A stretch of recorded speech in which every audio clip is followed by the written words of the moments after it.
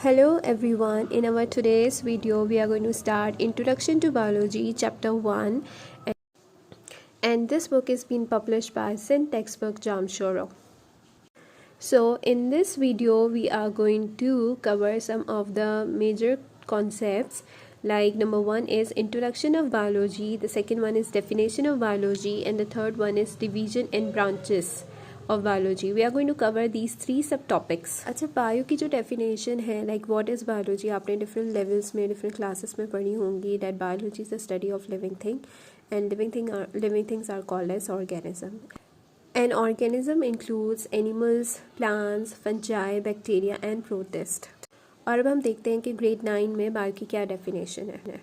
Biology is a branch of natural science which deal with the study of living thing. अब हमें यहाँ पे पता होना चाहिए कि नेचुरल साइंस क्या है. Natural science is a branch of science that deal with the physical world. अब फिजिकल वर्ल्ड में कौन कौन सी चीज़ें शामिल होती हैं. फिजिकल वर्ल्ड में शामिल होता है physics, chemistry, geology and biology.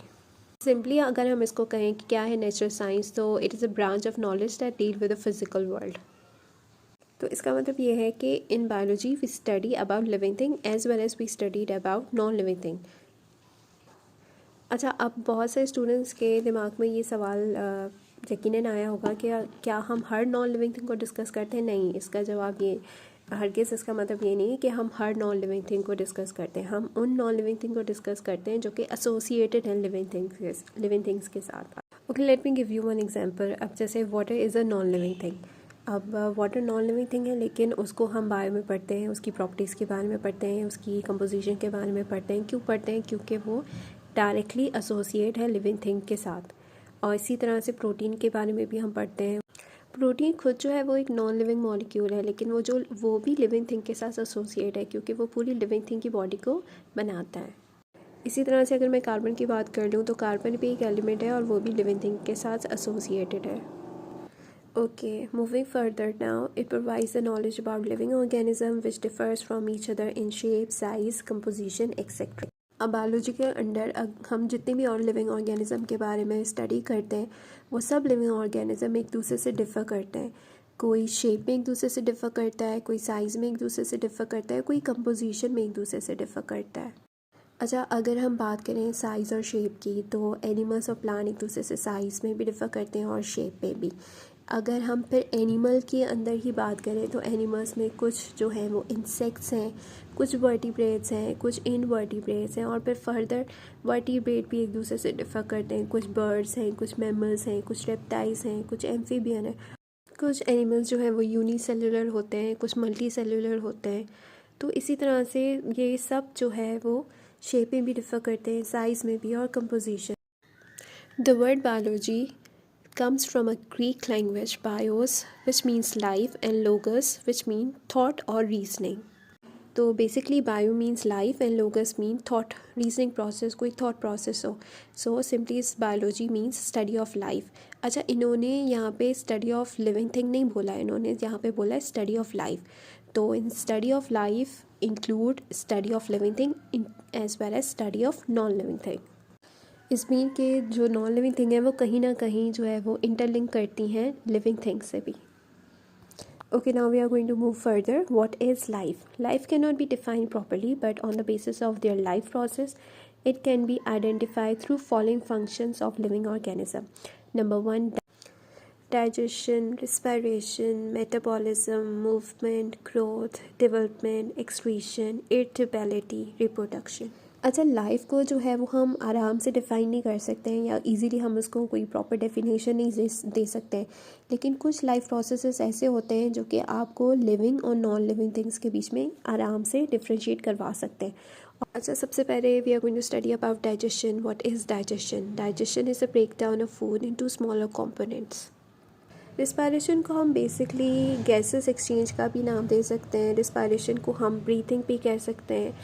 तो what is respiration? Respiration is a process by which organism exchange gases specially oxygen and carbon dioxide. Okay, now we are going to study about the next life process which is metabolism. Now what is metabolism? Metabolism is a chemical reaction in the body cells that change food into energy. Now basically there are two types of metabolism reaction which happen inside the body cell. One is called as catabolism and another is called as anabolism. अगर कोई चीज़ body के अंदर जो कि बन रही होती है उसको हम एनाबॉलिज्म कहते हैं, और इसी तरह से अगर बॉडी के अंदर कोई चीज़ टूट रही है, जैसे ब्रेक डाउन हो रहा है किसी भी चीज़ का, तो उसे हम कहते हैं catabolism.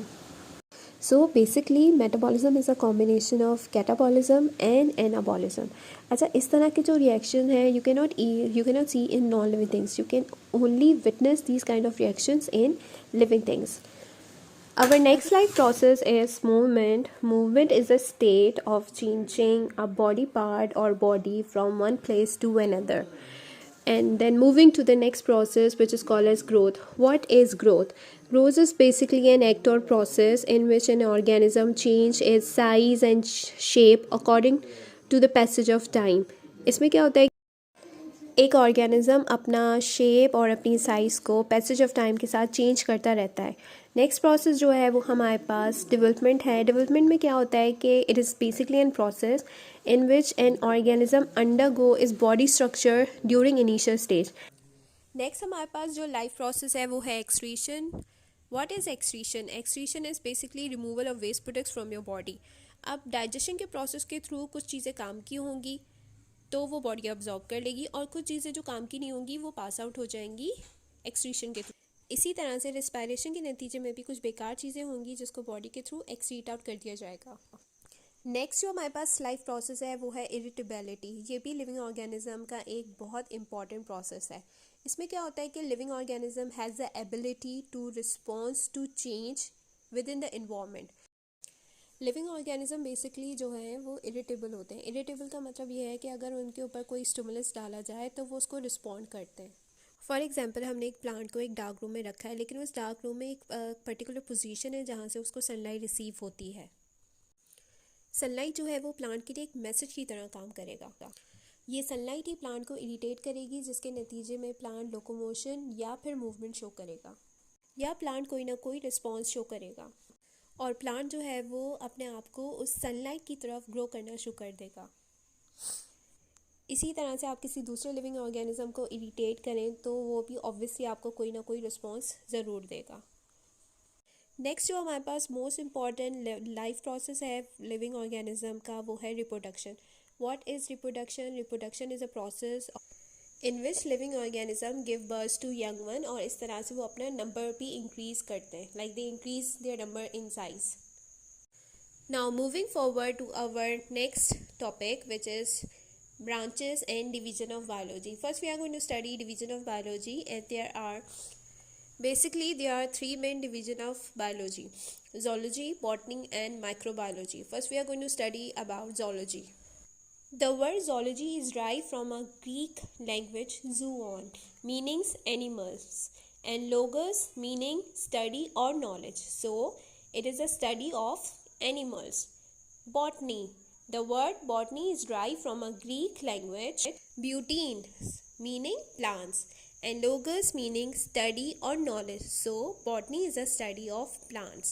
Now microbiology. Micro means small. It deals with the study of microscopic organisms such as bacteria. The organisms which cannot be seen without the help of microscope are called as microscopic organism, and the study is called as microbiology. ये जो तीन division of biology हैं, microbiology, zoology और botany, ये फिर further divided होती हैं smaller branches में. We will study about branches of biology in our next video.